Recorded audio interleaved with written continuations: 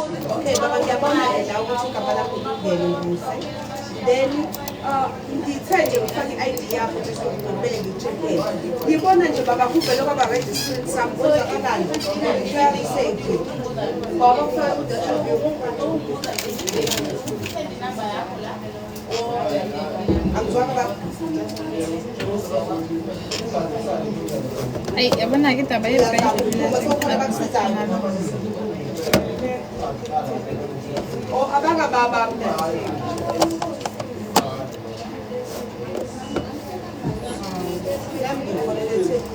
Igqwetha zokuthatha isikhathi salo ngabeside.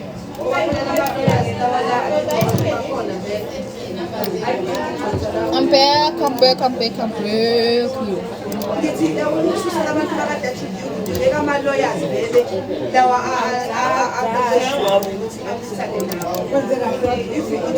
Ngiyaphila bongubusa. Uyaphila kodwa wena. Sengibuyile guys, ade ngilive yazemini ekuseni ngo-8. But manje sengibuyile. I'm still doing the same thing. Yeah.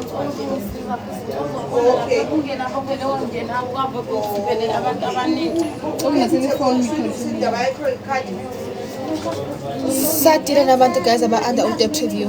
Ngisatile nabo aba-blacklistiwe. Ngisatile nabo. Muzazi ukuthi u-under debt review, u-blacklisted. Ngikhona guys. Ngiyakwazi ukuthi ngikusize ukuthi sikukhiphe under debt review. Just give me your number and I will contact you. Ay. Nangizwa bonke labantu. Benanjani lapho? Ngikhona. Eish.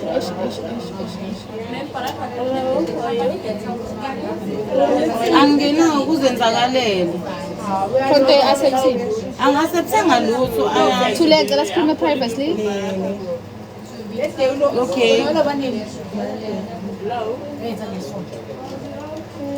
What's the name of the company? Baraka Food Company.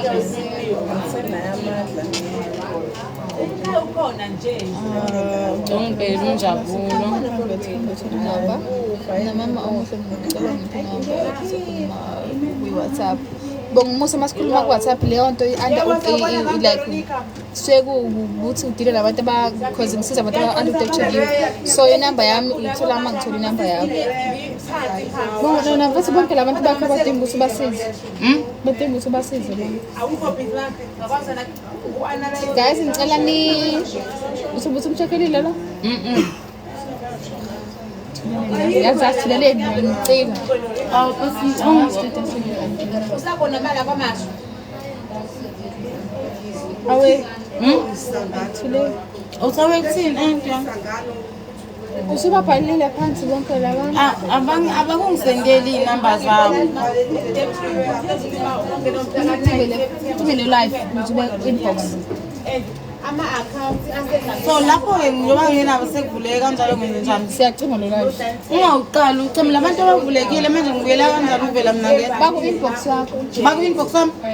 So sho kumele ngiwucime. Guys, ngicela nibhalele ku-inbox uthulele ukuze ngizokwazi ukuthi ngikhuluma naye. Uzoninika iy'namba zenu, yes. Uzoninika iy'namba zenu guys. Nibhaleleni ku-inbox. Then uzokwazi ukuthi aninike iy'namba zenu. Abe nizokwazi ukuthi aninike inamba. Nizokwazi ukuthi nimnike iy'namba. So njengamanje uzocima ulive abuyele kini back.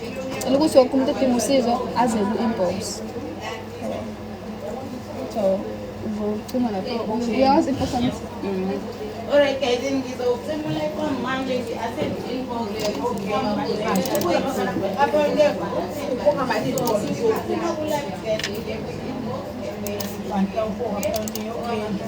So-ke wena mada futhi thina mara into okumele ukuthi yenzeke thina njengoba sizokusiza kumele ukuthi mada uyowenza ama-arrangement ey'tolo lezi tolo lezi lezi zakho uphume kaphela because abanye ngempela abantu kwey'tolo abantu kwey'tolo